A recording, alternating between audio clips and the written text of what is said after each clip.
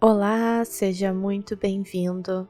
Hoje eu trago o capítulo 18º do Livro de Ouro de Saint-Germain, Atividade Sul-Americana.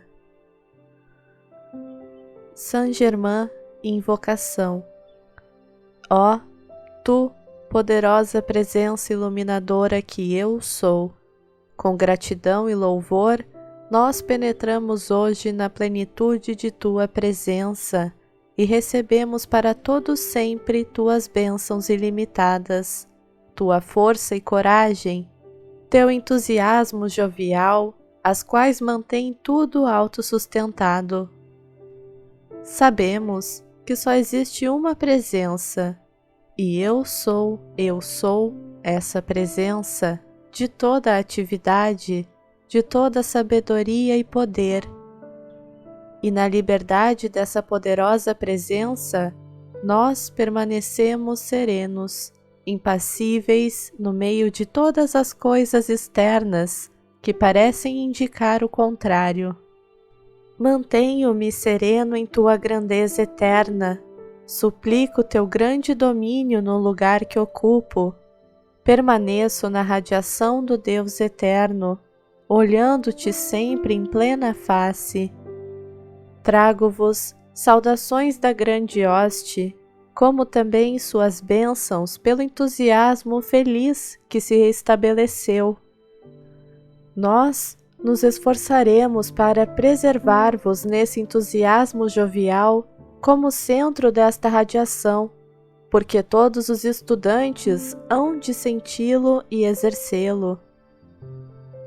Bem mais do que se previa para esta semana foi realizado, e nós nos regozijamos grandemente convosco. A bênção amorosa de um estudante para com o outro é muito recomendável, e este simples acontecimento abrir-lhe-á amplamente a porta para que recebam a abundância que lhes é destinada. Discurso. Eu teria grande satisfação se cada um dos estudantes, especialmente nesta época, empregasse com todo o entusiasmo possível a seguinte afirmação: eu sou, eu sei que eu sou o uso da ilimitada opulência de Deus. Desejo esclarecer que quando há um grupo de discípulos trabalhando em harmonia, segundo o mesmo princípio, se eles empregarem essa afirmação, não só trazem para dentro do seu mundo o uso desta grande opulência, como beneficiam os outros colegas com as mesmas bênçãos, porque eu sou a presença em cada um.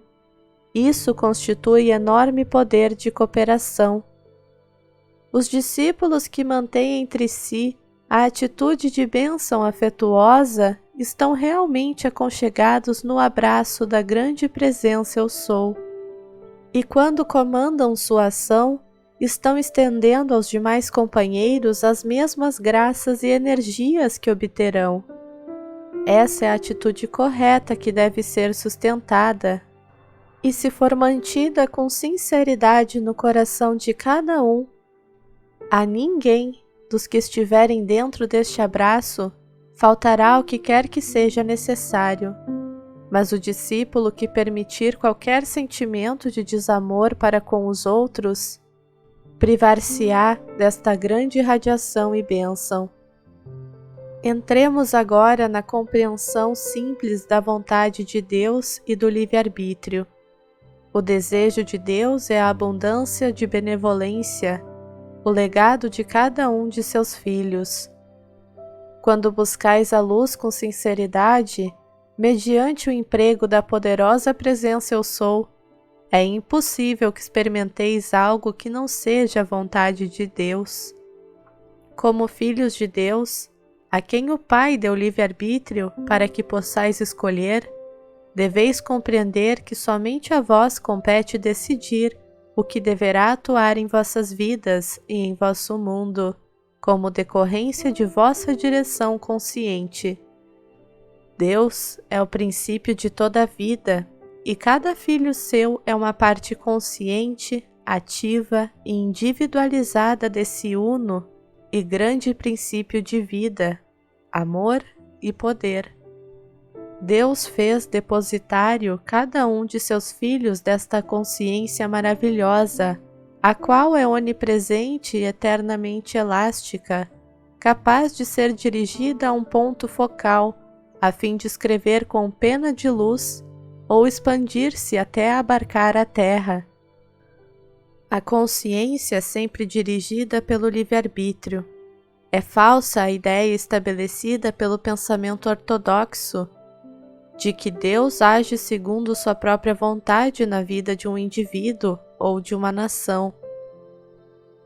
Deus somente atua através da mente e da sua própria individualização, que se reveste das personalidades que vedes em torno de vós.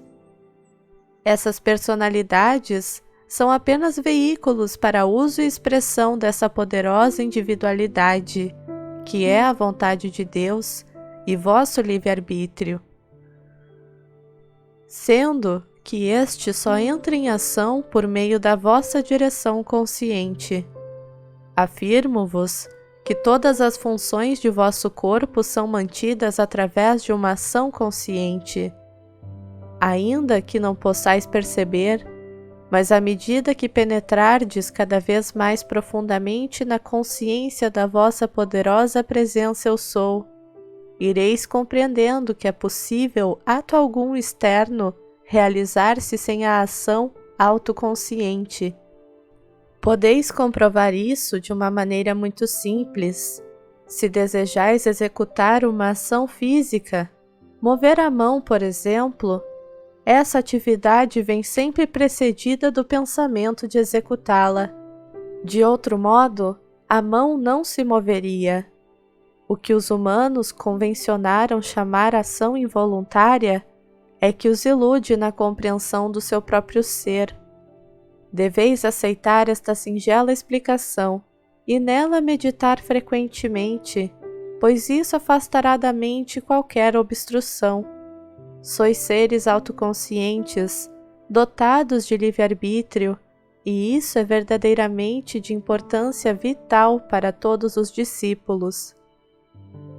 A presença individualizada de Jesus, o Cristo, foi o centro das reuniões desta semana.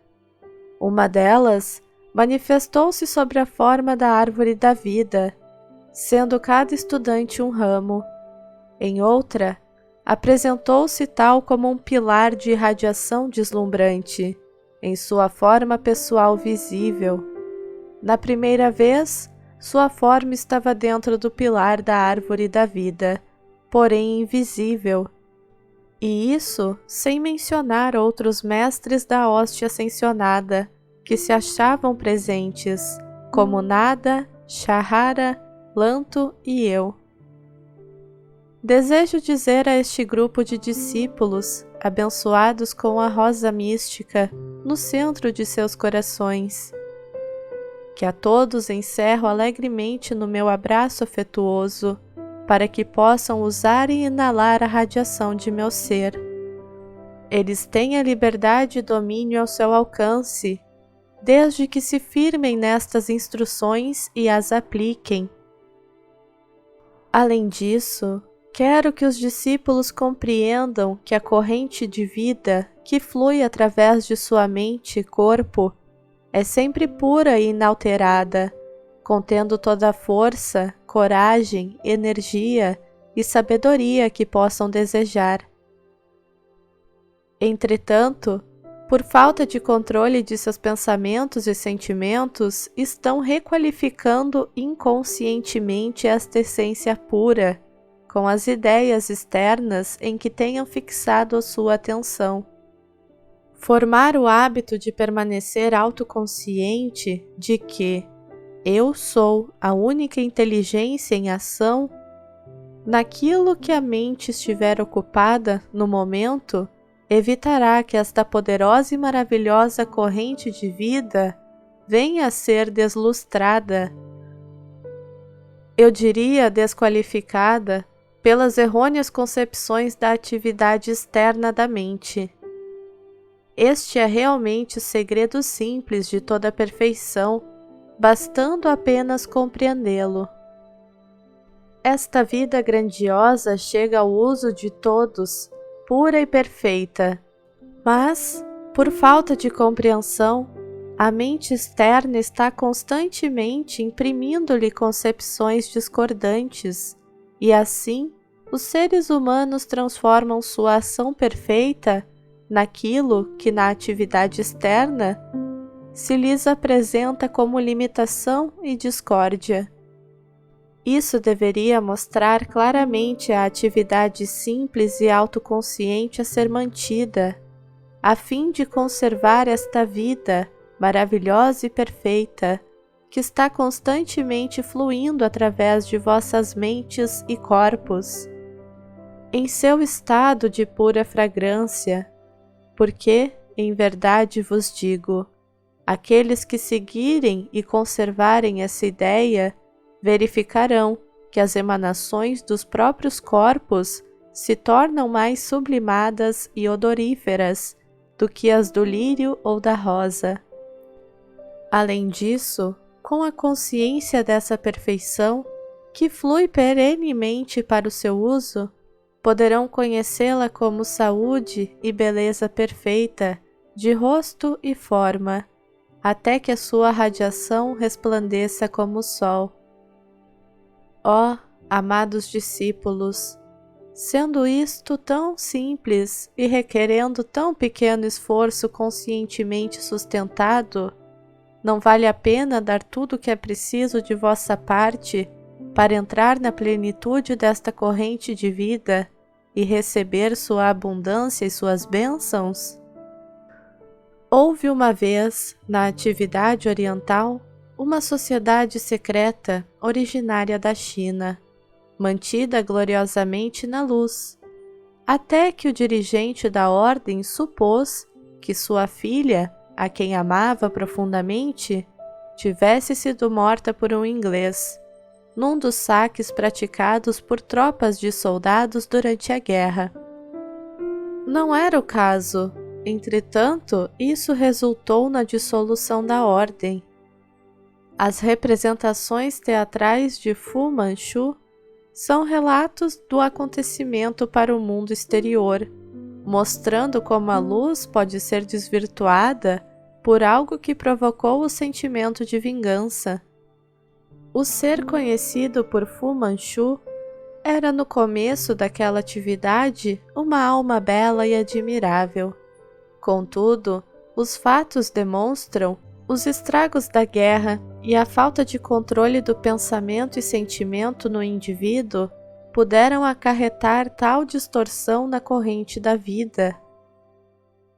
Em relação à atividade sul-americana, a respeito da qual o presente trabalho focaliza prazerosamente a atenção, tenho a dizer: até que este foco de radiação começasse, a maioria duvidava, exceto o mestre Nada e eu, da possibilidade de se estabelecer tal foco neste agitado mundo ocidental. É que eles não sabiam nem conheciam a existência de nossa longa associação, que nunca lhes fora revelada. Assim, assumindo a exclusiva responsabilidade, disse: experimentarei. Tenho agora a cooperação integral de todos aqueles que poderiam fazer objeções. O mestre de Vênus e Lanto também aderiram a nós. Eu lhes disse: chegou o tempo no qual aqueles que estão fora dos retiros podem ser convertidos em verdadeiros mensageiros da luz.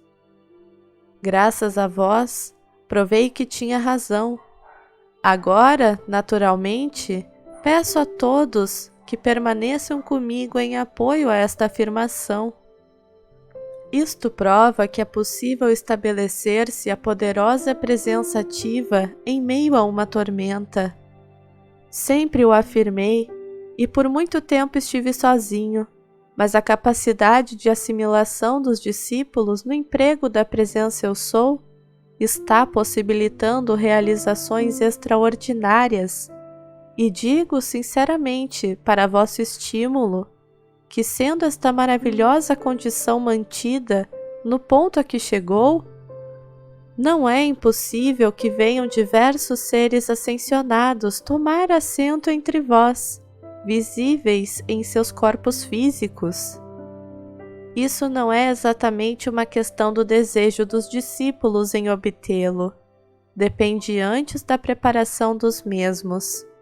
Esse bom irmão, até pouco tempo, ignorava isso, mas por 30 anos ele vem sendo preparado para esse mistério. Durante metade desse tempo, sua preparação era levada a efeito no invisível e foi uma coisa notavelmente bela para todos os que a observaram. Discípulo: a noite passada, enquanto eu estava em meditação profunda, ouvi as palavras, na cidade de Delhi. Mestre, realmente significa na cidade da luz. Discípulo: na segunda-feira, dia 29 de novembro de 1932, ouvi pela manhã, antes da prática, e hoje novamente, as palavras de Jesus. Estiverdes comigo em minhas provações, agora me vereis em minha glória, e vereis a recompensa que meu Pai me dará. Mestre, e assim será em vossa experiência externa. As mesmas palavras que Jesus usou em épocas passadas, todos podem empregar e empregarão algum dia, em algum lugar, com êxito, pois as palavras que ele proferiu em todos os tempos exprimiam vida e continham em si vida ascensionada ou vida perfeita. Pergunta: como está a situação mundial? Resposta: não deverá ter sido tão favorável ao elemento que procurou introduzir-se, conforme esperavam. O velho ditado: se der discórdia em demasia a um bezerro, ele se enforcará, é verdadeiro com relação a certas forças. Muitas vezes, quando os homens pensam ter conseguido uma vitória fácil, o que fizeram foi cavar sua própria sepultura. Foi para mim motivo de grande alegria provar que em terras da América, para a qual desde longo tempo venho trabalhando, havia quem pudesse receber o que estáis recebendo e agora divulgando. Foram os mestres de Vênus que viram isto comigo há bastante tempo. O campo de ação dos Kumaras era outro, mas agora eles estão atentos a esta realização. Não há irradiação emitida de parte alguma do universo que não seja através de projeção consciente. A radiação das estrelas, projetadas para nossa Terra, não pode entrar em contato com o orbe sem a direção consciente do ser cósmico, que é a presença dirigente consciente da estrela ou planeta. É essa orientação consciente que faz com que a radiação de um planeta para outro chegue ao seu destino, mas a radiação assim dirigida não leva consigo nenhum aspecto adverso para qualquer indivíduo nesse lugar. As leis cósmicas universais da Terra, que impelem o desenvolvimento por meio da lei da experiência, encerram em si o que conheceis como resistência. Se não houvesse aquilo que o indivíduo conhece como resistência, ele não faria esforço consciente, e isso tornaria impossível o progresso dentro do conhecimento, ou seja, o retorno à casa do Pai, de onde se extraviaram os filhos da Terra. Resistência nada tem a ver com discórdia. Resistência é uma lei natural. A discórdia é uma criação humana. Não há discórdia no universo, exceto que a personalidade cria. Adotai a consciência. Eu sou a presença governante disso. O desejo se apresenta em primeiro lugar na mente, e se adotais a consciência, eu sou a mente pura de Deus? O pensamento é consumido e a mente humana fica inteiramente libertada do desejo. Quando um líquido se precipitar em vossa mão, instantaneamente qualificai-o como a luz líquida, e ele se manifestará como tal. Ordenai para que se manifeste essa qualidade antes do início da precipitação. Um estudante não deveria esperar ver a mesma atividade que outro. Não se deve supor que os estudantes vejam ou sintam do mesmo modo.